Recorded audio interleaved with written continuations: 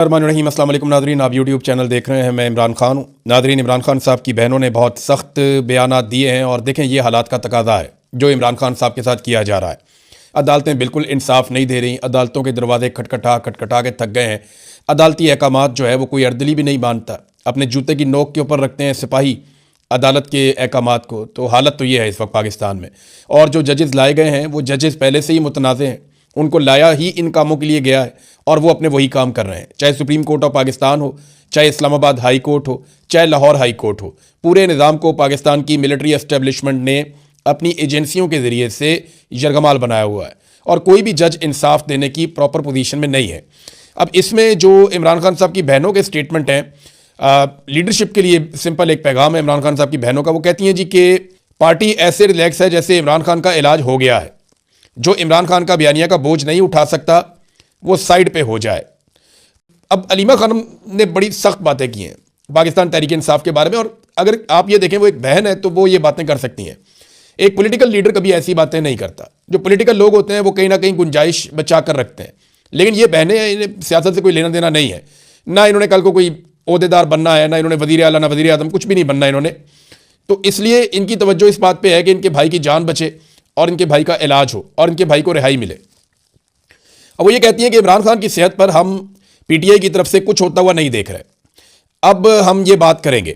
आज high court में इमरान खान के मुकदमात लगे हुए हैं। उन्होंने पैगाम भेजा था कि सीनियर वकला जाकर मेरे केसेस लगवाएं। इमरान खान के टिकट होल्डर्स जो वकला थे वो कहाँ हैं? इमरान खान ने बहुत सारे वकीलों को टिकट दिए थे ना कि इन्हें इलेक्शन लड़ाओ, क्योंकि इमरान खान जानते थे कि एक बड़ी लीगल बैटल आगे उनकी पार्टी को लड़नी पड़ेगी। लेकिन वकला ने क्या किया? हामिद खान पीटीआई के सेनेटर हैं, वो किधर है? इमरान खान की आंख खराब है। हाई कोर्ट के 2 केसेस में जमानत मिल जाए तो वो बाहर आ सकते हैं।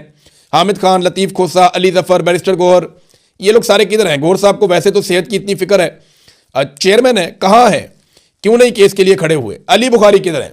और भी बहुत सारे लोग हैं। छोटे मोटे वकील जो हैं वो तो आ जाते हैं बेचारे, भाग दौड़ करते रहते हैं, लेकिन जो बड़े वकला हैं जिनको इमरान खान साहब ने नवाजा है अपनी ज़िंदगी में और इमरान खान साहब की सियासत से उनको फ़ायदा हुआ, उनमें से कोई दिखाई नहीं देता। इस पर इमरान खान साहब की बहनों ने काफ़ी सख्त बयान दिए। उन्होंने कहा जी इमरान खान को शिफा इंटरनेशनल अस्पताल मुंतकिल करके ज़ाती मुआलिजीन और फैमिली की मौजूदगी में इलाज करवाने की एक दरख्वास्त दायर की गई है। और ये देखें, ये एक दरख्वास्त सुप्रीम कोर्ट ऑफ पाकिस्तान में रजिस्ट्रार ऑफिस में पहुंचे शाहिद खटक, लतीफ़ खोसा, मीना खान आफरीदी और बैरिस्टर गौहर वगैरह, और उन्होंने जाके वहाँ पर दरख्वास्त दायर की है। अब कोशिश तो यह है कि इमरान खान साहब को अस्पताल में मुंतकिल किया जाए और उनका इलाज जो है वो प्रॉपर तरीके से किया जाए, या कम से कम फैमिली की मौजूदगी में एक चेकअप तो हो जहाँ पे इमरान खान साहब के ज़ाती मुआलिजीन मौजूद हों और पता चले कि उनकी आंख की हालत है क्या। हमें 2 तरह की खबरें मिलती हैं। एक खबर मिलती है हुकूमती ज़राए से। अब अल-शिफा अस्पताल में इसलिए इमरान खान को नहीं लेकर गए, ये इमरान खान साहब के फैमिली ज़राए बता रहे हैं और कुछ सहाफ़ी भी ये बात क्लेम कर रहे हैं। और मेरी अपनी इंफॉर्मेशन भी ये है कि अल-शिफा ने कंट्रोल होने से इनकार कर दिया था। अल-शिफा इंटरनेशनल के अंदर उस तरह से पाकिस्तान की इंटेलिजेंस एजेंसियां कंट्रोल नहीं कर सकती जैसा कि वो पिम्स अस्पताल के अंदर कंट्रोल कर रहे हैं। और अल-शिफा में आप बाहर से डॉक्टर भी ला के वहाँ पे इलाज नहीं करवा सकते, उनकी अपनी क्रेडिबिलिटी है, वो इलाज मुआलजा खुद करेंगे, वो जाली रिपोर्टें भी नहीं बनाएंगे। तो इस पर पाकिस्तान की इंटेलिजेंस एजेंसियों का कंट्रोल कम हो जाता है। तो वो नहीं चाहते कि इमरान खान साहब के सेहत के मामलात हों, कैद के मामलात हों, दीगर मामलात हों, उनमें एजेंसियों के हाथ से किसी वक्त भी कंट्रोल निकले।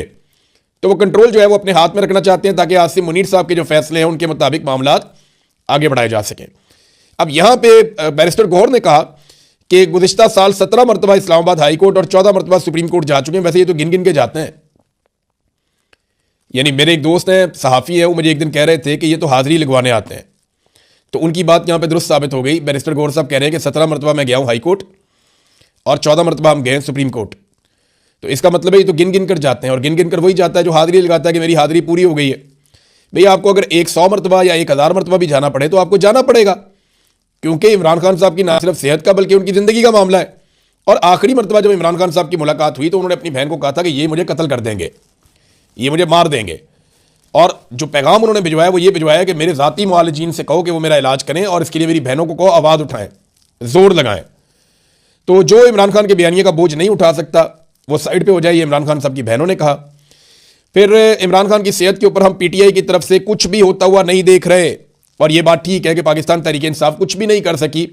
लीडरशिप देख रही थी अवाम की तरफ कि अवाम खुद ही निकल के इनकलाब ले आएगी, और अवाम देख रही थी लीडरशिप की तरफ कि ये लीड करेंगे और बताएंगे क्या करना है। और फिर दोनों ही कुछ नहीं कर सके, अवाम निकली नहीं और लीडरशिप जो है उन्होंने अपने आप को 3 बिल्डिंगों के अंदर इस्लामाबाद में इंडोर धरने में मैसूर कर दिया कि हम यहीं पे बस वहीं महदूद हो गए वो।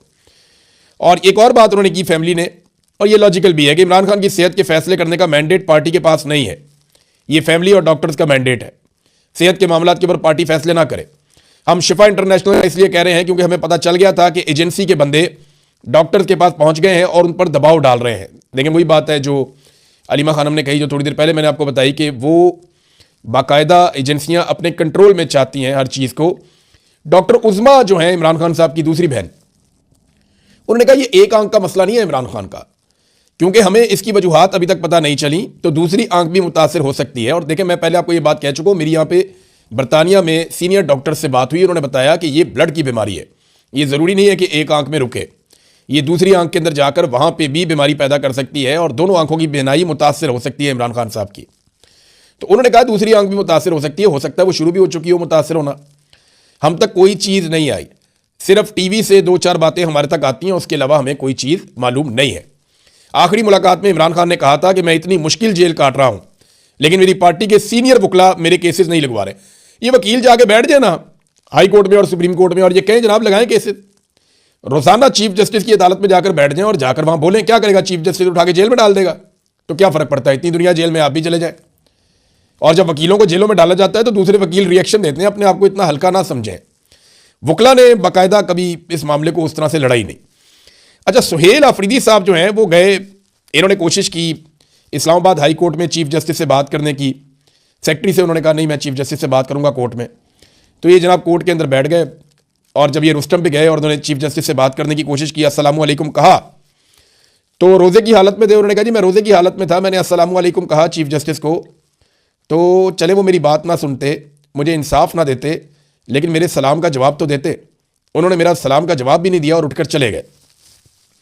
ये तो एक रवैया है इस वक्त जुडिशरी का, जो बड़ा अफसोसनाक रवैया है, और ये हम अब से नहीं काफ़ी अरसे से देख रहे हैं। अलीमा खानम ने इसी जज डोगर साहब के बारे में कहा कि सियासत हम नहीं, जस्टिस डोगर कर रहा है, जिसको लाहौर हाई कोर्ट से चुन कर लाया गया है कि इमरान खान के केसेस ना लग सके। क्या ये निज़ाम इंसाफ है? हमने 26वीं तरमीम से पहले इस्लामाबाद हाई कोर्ट में कई जजेस, यानी अंदर उन्होंने नाम भी लिखे हैं, जो जर्नलिस्ट हैं जिन्होंने खबर दी है उन्होंने नाम लिखे उन जजेस के। उन्होंने कहा जब पहले कई जजेस को देखा, इनका एक लेवल था, वो सिविलियन की बात सुनते थे। अब देखें कि मेयार कितना गिर गया है। जस्टिस डोगर की अदालत में जाओ तो उठकर भाग जाता है, अदालत को पिंजरे में तब्दील कर दिया गया है। ये पाकिस्तान में क्या हो रहा है? ये अलीमा खानम ने सवाल उठाया।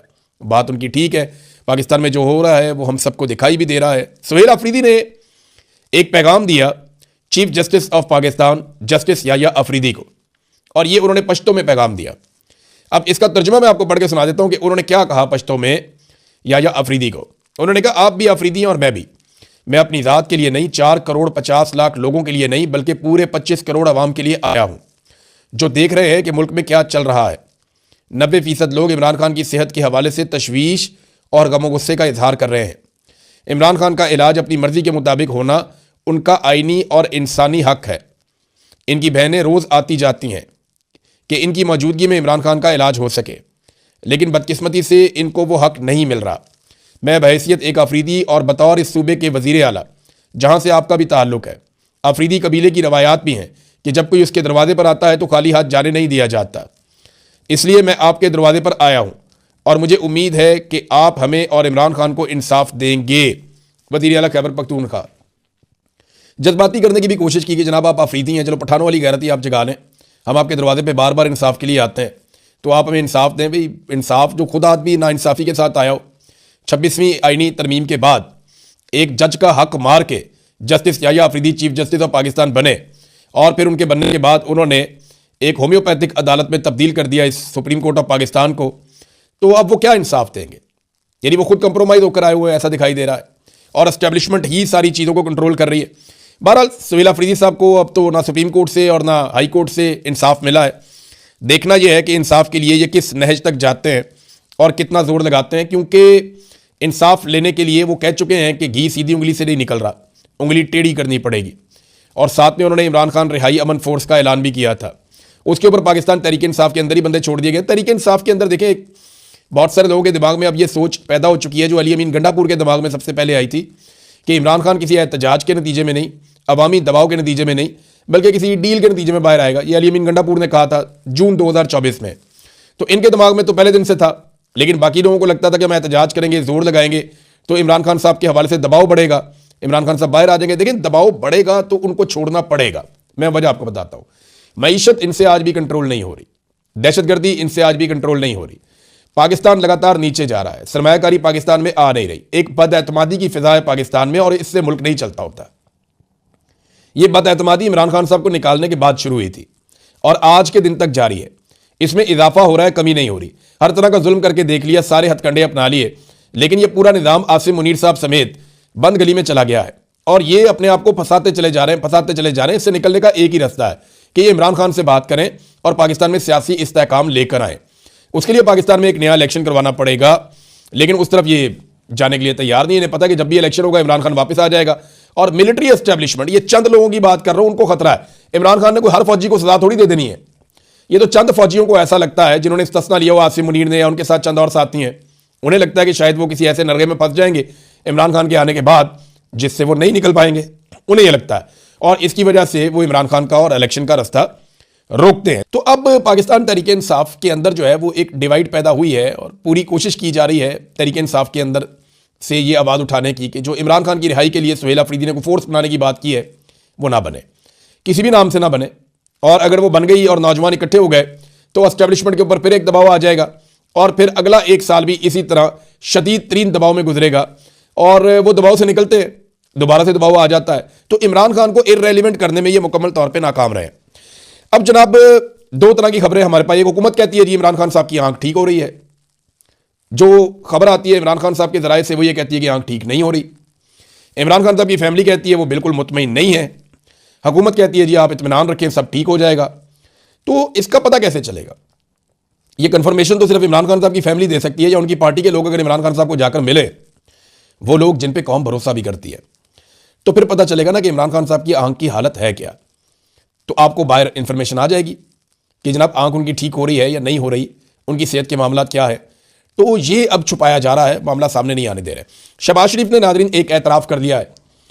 शहबाज शरीफ ने कहा कि जून 2023 में पाकिस्तान दिवालिया हो रहा था। लेकिन जब हम ये खबरें दे रहे थे ना 2023 में, हम ये बता रहे थे कि पाकिस्तान दिवालिया हो रहा है, तो उस वक्त हमारे ऊपर गद्दारियों के और बगावतों के मुकदमे दर्ज हो रहे थे। हमारे ऊपर लगातार मुकदमे दर्ज करके ये कहा जा रहा था कि ये मुल्क के दुश्मन है और हम ये बता रहे थे कि पाकिस्तान की मौजूदा रजीम ने इतनी तबाही फेरी है कि मुल्क दिवालिया हो रहा है। शहबाज शरीफ आज ये नहीं कह सकते कि इमरान खान के दौरे हुकूमत में पाकिस्तान दिवालिया हो रहा था। इमरान खान साहब की हुकूमत खत्म हुई अप्रैल 2022 में, यानी अप्रैल के दूसरे हफ्ते में 2022 में इमरान खान साहब की हुकूमत खत्म हो चुकी थी और शहबाज शरीफ साहब वजीर आजम पाकिस्तान बन चुके थे। पीडीएम की सरकार लाकर इंस्टॉल की जा चुकी थी, इंपोर्टेड हुकूमत। तो वो 2022 में हुकूमत आती है शहबाज शरीफ की। तो शहबाज शरीफ ने यह नहीं कहा कि इमरान खान के दौरे हुकूमत में पाकिस्तान दिवालिया हो रहा था। शहबाज शरीफ ने कहा कि जून 2023 में पाकिस्तान दिवालिया हो रहा था। बिल्कुल दुरुस्त बात की। 1.25 साल इन्होंने मेहनत की और तबाही फेरी इन्होंने पाकिस्तान की मईशत की, उसके बाद पाकिस्तान दिवालिया हो रहा था। और उस वक्त जब हम निशानदेही करते थे हमारे पे मुकदमे होते थे। और मैं आपको यह बता दूं कि आज भी सूरत-ए-हाल वही है, सूरत-ए-हाल उससे मुख्तलिफ नहीं है। इन्होंने सिर्फ किया यह है कि तमाम बड़े बड़े तरक्याती मनसूबे बंद कर दिए हैं और वो पैसे रोक लिए हैं।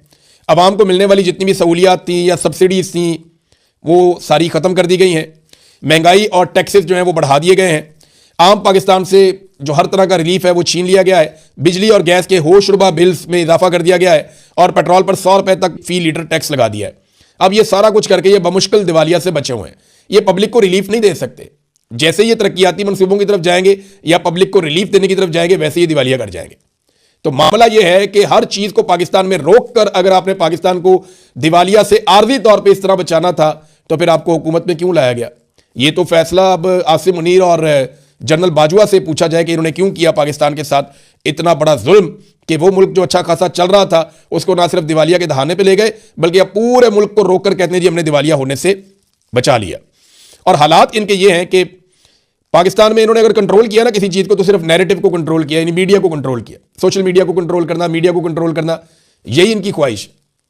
22 अरब रुपए के इन्होंने जहाज ले लिए, 40 अरब रुपए इन्होंने फायरवॉल में मुबज्जना तौर पर डबो दिए। इस पर प्रोग्राम्स नहीं हो रहे, इस पर कोई बात नहीं कर रहा। यानी इस पर बात करनी चाहिए ना मीडिया को।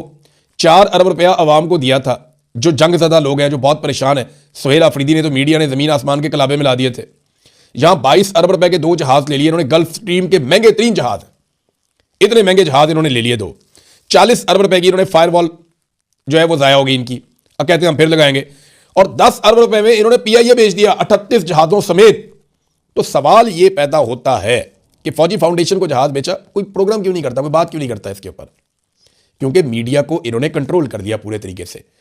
पाकिस्तान जो है वो मीडिया के अंदर ही ठीक है, आदादो शुमार जो है वो मीडिया के अंदर ही ठीक है। आम आदमी के सामने आप माइक करते हैं तो वो कहानी सुनाता है कि आप परेशान हो जाते हैं कि आम आदमी की जिंदगी इन्होंने अजीरन करके रख दी है। ये है नादरीन हालात। हाँ, एक और स्टेटमेंट नादरीन, ये डोनाल्ड ट्रंप ने स्टेटमेंट दिया है कि ईरान जल्द ऐसे मिसाइल बना लेगा जो अमेरिका तक पहुंचेंगे। देखें, ये पहले अमेरिकन को हर दफा डराते हैं, फिर अटैक करते हैं। आपको याद है जब अटैक किया था 2004 में गालिबन इराक के ऊपर अमेरिका ने, उस वक्त बुश थे, तो जब इराक के ऊपर अटैक किया था तब कहा गया था कि इराक में वेपन्स ऑफ मैस डिस्ट्रक्शन है, यानी ऐसे कीमियाई हथियार हैं जो दुनिया को तबाह कर सकते हैं। तब यह कहा गया था ना कि इराक के अंदर कीमियाई हथियार हैं, उनको तलफ करने के लिए हम जा रहे हैं। पूरा इराक तबाह कर दिया, आज तक वो हथियार या उनका कोई सुराग मिला ही नहीं। इमरान खान की सेहत और बशरी बीबी का पैगाम। नाजरीन, बशरी बीबी का जेल से एक अहम पैगाम सामने आया है जिससे पता चलता है कि इमरान खान की असल हालत क्या है और हुकूमत उनकी आंख के हवाले से जो दावे कर रही है वो किस कदर झूठे हैं। बशरी बीबी की बहन मरियम रियाज वटू का कहना है कि खान साहब को कल रात दूसरा इंजेक्शन लगाया गया। अभी कुछ कहना कब्ल अज वक्त है, लेकिन उनकी आंख अब भी सौजी हुई है। आन की हालत गुज़श्ता हफ्ते से बदस्तूर वैसी ही है, कोई बेहतरी नहीं आई। खान साहब ने मुतालबा किया है कि उनके जाती मालिज को फौरी मुआयने की इजाज़त दी जाए। दूसरी तरफ PMs हस्पताल ने रात गए एक मशकूक प्रेस रिलीज जारी की जिसमें यह तो नहीं बताया गया कि आंख कितने फीसद बेहतर है, बस एक मुबहम रिपोर्ट दे दी गई। इमरान खान की बहन अज़मी खानम ने तो यहाँ तक कह दिया कि हमें यकीन ही नहीं कि ये टेस्ट इमरान खान के हैं भी या नहीं। जब नवाज शरीफ के दौर में प्लेटलेट्स की जाली रिपोर्टें बन सकती हैं तो इमरान खान के मामले में हुकूमत पर कैसे आतबार किया जाए। फैसल वाउडा खुद कह चुके हैं कि नवाज शरीफ की रिपोर्टें घर बैठकर बनाई गई थीं। अलीमा खानम का बयान सबसे ज़्यादा तशवीशनाक है। वो कहती हैं कि खान साहब को नज़र नहीं आ रहा। उन्होंने पैगाम दिया है, मुझे नज़र नहीं आ रहा, मेरे डॉक्टरों को मुझ तक रसाई दी जाए। इमरान खान रहाई अमन फौरस और एहतजाज पार्टी के अंदर इमरान खान रहाई अमन फौरस के नाम पर कुछ अख्तिलाफात हैं। लोग फौरस के लफ्ज़ पर एतराज़ कर रहे हैं। जनीद अकबर साहब का कहना है कि हम अब भी मुज़ाकरात चाहते हैं, लेकिन जब हमें दीवार से लगाया जाएगा तो एहतजाज के अलावा कोई रास्ता नहीं बचता।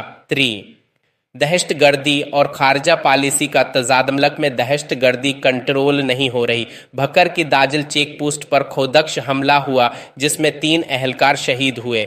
अफसोसनाक बात यह है कि पाकिस्तान अफतन अल हिंद का इल्ज़ाम भारत पर लगाता है, लेकिन बदले में हमला अफगानिस्तान पर करता है। अफगानिस्तान के साथ हमारी तिजारत आधी रह गई है, 560 मिलियन से कम होकर $228 मिलियन, लेकिन भारत के साथ तिजारत जारी है जिसमें फ़ायदा भारत का है। तलाल चौधरी कहते हैं कि हम दुनिया की जंग लड़ रहे हैं।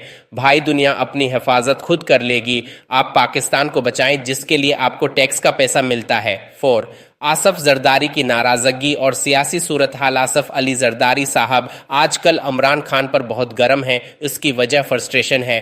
2.5 साला फार्मूला मुआहदा था कि 2.5 साल शहबाज शरीफ और 2.5 साल बिलावल वज़ीर आज़म रहेंगे, लेकिन अब लग रहा है कि मुक़्तदर हल्के शहबाज शरीफ को ही पसंद कर रहे हैं और बिलावल की बारी आती नज़र नहीं आ रही। जेल का खौफ। जरदारी साहब को लगता था कि वो सबसे ज़्यादा जेल काटने वाले लीडर हैं, लेकिन इमरान खान ने तपती धूप और सख्त हालात में जेल काटकर उनके तमाम रिकॉर्ड तोड़ दिए हैं, जिससे एक हसद का अंसर भी पैदा हुआ है। 5 आलमी सूरत हाल। ईरान पर हमले का खतर ईरान पर हमले का महवल बन चुका है। अमेरिका ने खत्ते में बेड़े फैला दिए हैं, लेकिन इस बार सूरत हाल मुख्तलिफ है। सऊदी अरब, अम्मान और कतर ने अमेरिका को किसी कस्म की सपोर्ट देने से इनकार कर दिया है। बरतानिया और यूरोपीय यूनियन भी इस बार अमेरिका के साथ उस तरह खड़े नहीं हैं। डोनाल्ड ट्रंप का असल हदफ ईरान में और जेम चेंज हुकूमत की तब्दीली है ताकि इसराइल के लिए खतरात ख़त्म हो सकें। नाजरीन, अब तक के लिए उतना ही। अपना ख्याल रखिएगा। अल्लाह हाफिज़।